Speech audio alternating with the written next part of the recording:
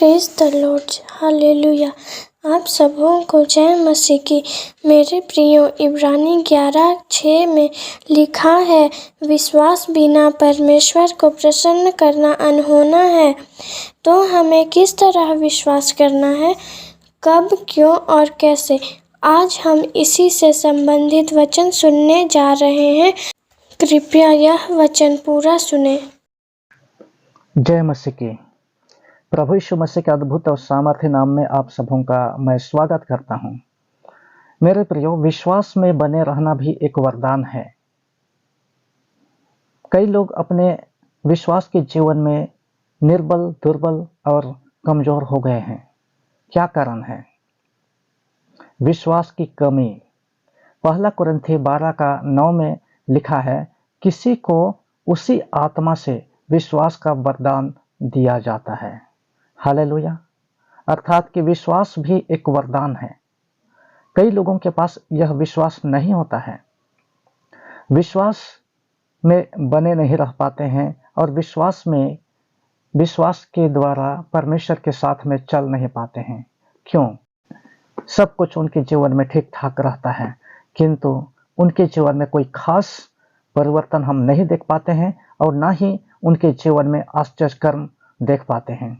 क्योंकि प्रभु यीशु मसीह पर विश्वास करने का अर्थ है उन तमाम चीजों को अस्वीकार कर देना, उन तमाम चीजों पर अविश्वास करना, अर्थात विश्वास नहीं करना पुरानी चीजों पर।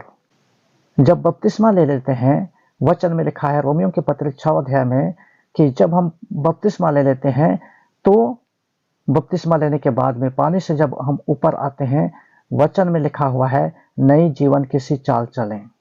और इसलिए प्रभु यीशु मसीह के साथ में चलने का जीवन एक नया जीवन होता है। हालेलुया। और इसीलिए कितने लोग हैं जो आज विश्वास में यही चीज की कमी पाई जाती है, अर्थात स्थिरता की कमी पाई जाती है, मजबूती की कमी पाई जाती है। इसीलिए लिखा हुआ है मत्ती रचित सुसमाचार 21 अध्याय उसका 21 पद में हम पढ़ते हैं, यीशु ने उनको उत्तर दिया, मैं तुमसे सच सच कहता हूं, यदि तुम विश्वास रखो और संदेह ना करो तो न केवल यह करोगे जो इस अंजीर के पेड़ से किया गया है, परंतु यदि इस पहाड़ से भी कहोगे उखड़ जा और समुद्र में पड़ जा तो यह हो जाएगा। अर्थात हमारे जीवन में जब विश्वास करते हैं तो उसी के बगल में अविश्वास भी होता है। हम विश्वास भी करते हैं और अविश्वास भी करते हैं। एक समय विश्वास करते हैं और दूसरे समय में अविश्वास करते हैं। इस प्रकार के विश्वास से हमारा उद्धार नहीं हो सकता है मेरे प्रियो। हालेलुया। इसलिए जब प्रभु यीशु मसीह पर हम विश्वास करते हैं तो त्याग और समर्पण का होना बहुत जरूरी है। हमको सिर्फ और सिर्फ परमेश्वर प्रभु यीशु मसीह पर ही विश्वास करना है और बाकी चीज पर नहीं। यही है प्रभु परमेश्वर पर विश्वास करने का अर्थ। क्योंकि जब हम परमेश्वर के वचन को ग्रहण करते हैं तो हम बपतिस्मा लेते समय हम यह शपथ खाते हैं कि हम सिर्फ और सिर्फ यीशु मसीह के पीछे चलेंगे। हालेलुया।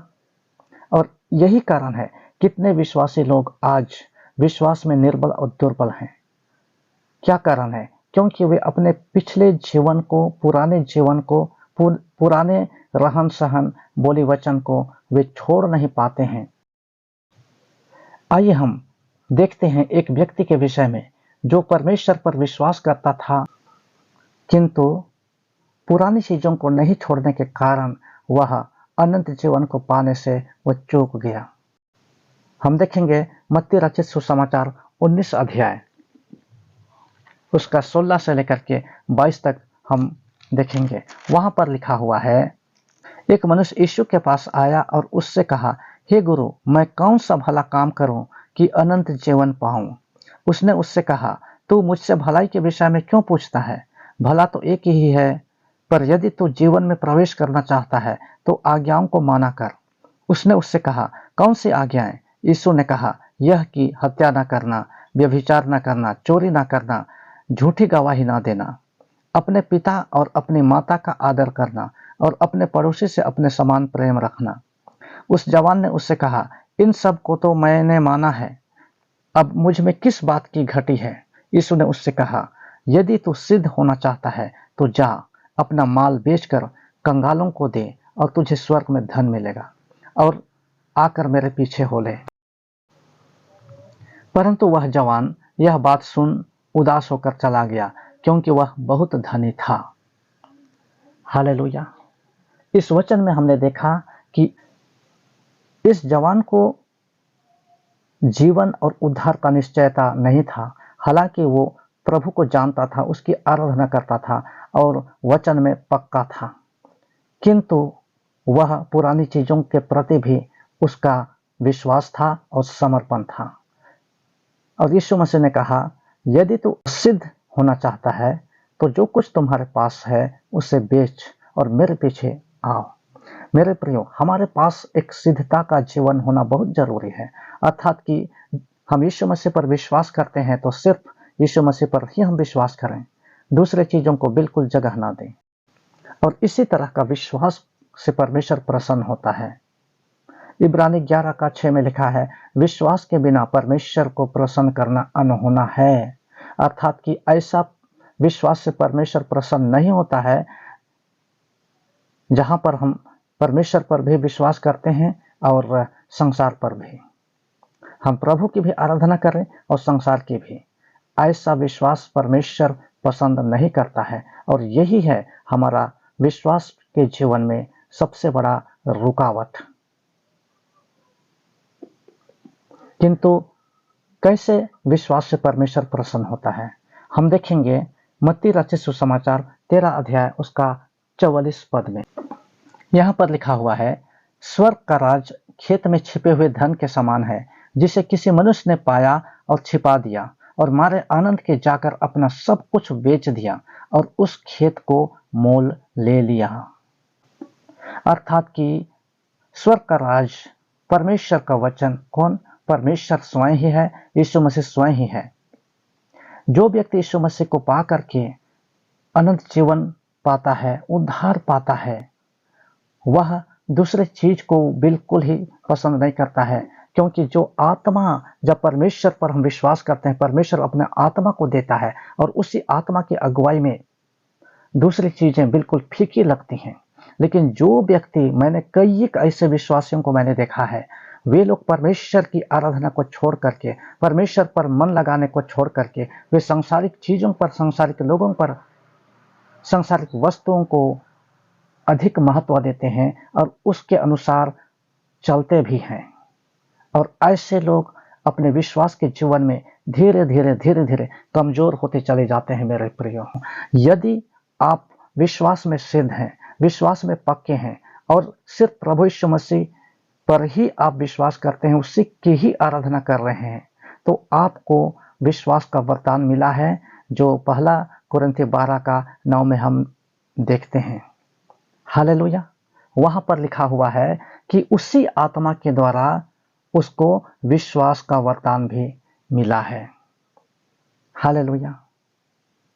यदि आप परमेश्वर में सिद्धता के साथ आप चलते हैं तो एक बात तय है कि आप अकेले पड़ जाएंगे।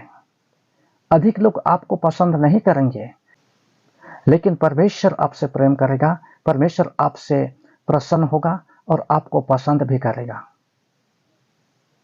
हालेलुया मेरे प्रियो, और तब यदि इस प्रकार का विश्वास आपके पास है तो आप कभी निराश नहीं होइएगा।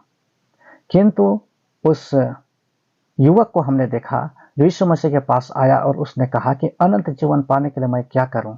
यीशु मसीह ने उससे कहा कि अपना सब कुछ को बेचकर मेरे पीछे हो ले, लेकिन उसने नहीं बेचा उसे। परमेश्वर के वचन में लिखा हुआ है, यदि आप यीशु मसीह को पाने के लिए आप सब कुछ को बेच दीजिएगा, यीशु मसीह को पाने के बाद जिस चीज को आप बेचे हैं, जिस चीज को आप छोड़े हैं, उसका दूना तिगुना भाग आपको मिलेगा, आप खोइएगा नहीं। यदि वह युवक अपना सब कुछ बेच करके यीशु मसीह के पीछे आता तो उसको उद्धार और अनंत जीवन की प्राप्ति हो जाती, लेकिन उसका प्रेम अनंत जीवन को पाने से अधिक संसारिक वस्तुओं को हासिल करने में था। इस कारण वह उदास होकर के लौट गया। हालेलुया। मेरे प्रियो, यीशु मसीह को पाने का मतलब है उन तमाम चीजों को छोड़ना जिसको हम प्रेम करते हैं। यदि सांसारिक चीजों को हम प्रेम करते हैं, यही एक रुकावट है, और उस युवक के साथ भी यही रुकावट था, और आरंभ से, बचपन से ही परमेश्वर के धर्मशास्त्र को जानता था और मानता था। इसके बावजूद भी उसको अनंत जीवन का निश्चयता नहीं था।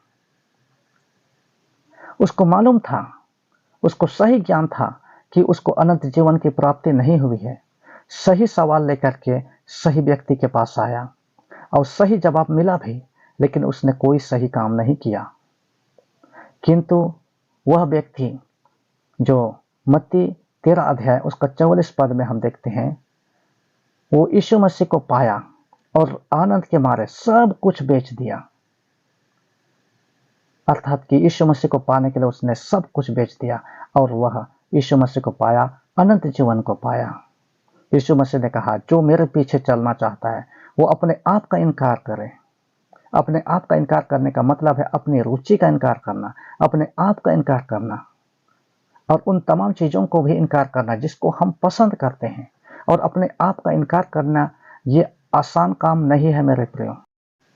आज परमेश्वर को ऐसे लोगों की आवश्यकता है जो ये कहें कि हे प्रभु, तू बढ़े और मैं घटूं। हे प्रभु, तेरी क्या इच्छा है कि मैं पूरी करूं। हे प्रभु, तू मुझसे क्या चाहता है। हे प्रभु, धन्यवाद। ऐसा कहने वाले लोगों को आज परमेश्वर की जरूरत है। हालेलुया। आइए हम प्रार्थना करें। जीवित और अनुग्रहकारी प्रेमी परमेश्वर पिता, आपको धन्यवाद। प्रभु जी, जितने लोग पिता परमेश्वर इस वचन को सुने, प्रभु जी पिता परमेश्वर, यदि कोई विश्वास में निर्बल, दुर्बल और कमजोर है, तो परमेश्वर इस वचन को सुन करके पिता उनको प्रभु मजबूती दीजिए। उन चीजों से प्रेम करते हैं तो परमेश्वर उन चीजों को छोड़ने के लिए सहायता कीजिए। प्रभु परमेश्वर पिता, सब बातों के लिए धन्यवाद। प्रभु, प्रियजनों के लिए भी धन्यवाद जो इस वचन को आज इन्होंने सुना और समय दिया। प्रभु, इनकी सहायता करना। तेरे बेटे यीशु के नाम से मांगते हैं, सुन और दया से स्वर्ग के राज में ग्रहण कर। आमीन। मेरे प्रियो, मैं उम्मीद करती हूँ कि आपको आशीष मिली होगी। आपने हमारे चैनल को सब्सक्राइब नहीं किया तो आप अभी कर सकते हैं। हम आपके लिए नई नई आत्मिक संदेश लाते रहेंगे। प्रभु में बने रहें। जय मसीह की।